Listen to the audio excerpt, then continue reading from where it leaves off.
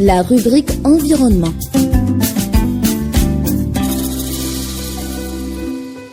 Mesdames et messieurs, bonjour, très heureuse de vous retrouver cette matinée. Alors dans ce numéro, nous allons évoquer la conférence des Nations Unies sur la biodiversité COP16. Cette conférence a eu lieu dernièrement dans la capitale colombienne pour une période de 15 jours, du 21 octobre au 1er novembre.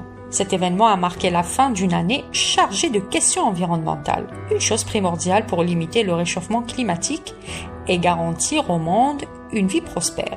Un nombre de 196 pays se sont réunis pour discuter des possibilités de lutter contre la dégradation des écosystèmes. D'ailleurs, le secrétaire général de l'ONU, Antonio Guterres, estime que l'élaboration d'un plan stratégique reste nécessaire pour sauver les espèces menacées à travers le monde et faire enfin la paix avec la nature.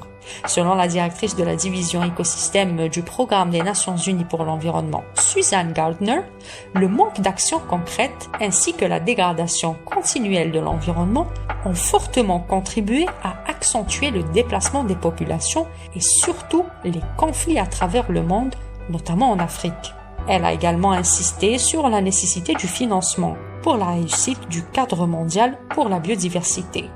Mais malheureusement, vers la fin de la conférence, les organisateurs n'ont pas réussi à débloquer un fonds financier entre les pays riches, émergents et en développement. Et le problème, c'est que l'application de la feuille de route mondiale de 2030, adoptée par les membres de la Convention des Nations Unies sur la biodiversité, dépend justement de la résolution du conflit entre pays riches, émergents et en développement. Les pays africains, de leur côté, ils ne manquent pas de rappeler le rôle que jouent leurs écosystèmes en faveur de l'environnement à chaque COP. Le bassin du Congo seul fournit depuis plus de 50 000 ans de la nourriture, de l'eau et l'abri à plus de 75 millions de personnes. C'est un bassin qui déborde de vie. On y trouve également environ 10 000 espèces de plantes tropicales, dont 30% sont uniques à la région, avec un total de 400 espèces de mammifères, 1000 espèces d'oiseaux et 700 catégories de poissons.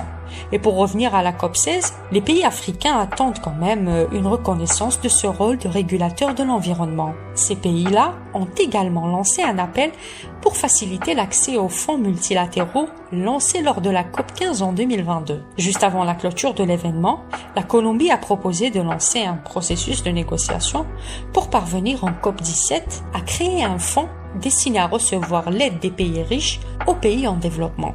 C'est ainsi que nous arrivons au terme de ce numéro. Vous étiez avec Siham Bourazi à la présentation. Retrouvez-moi prochainement dans un autre sujet. À bientôt.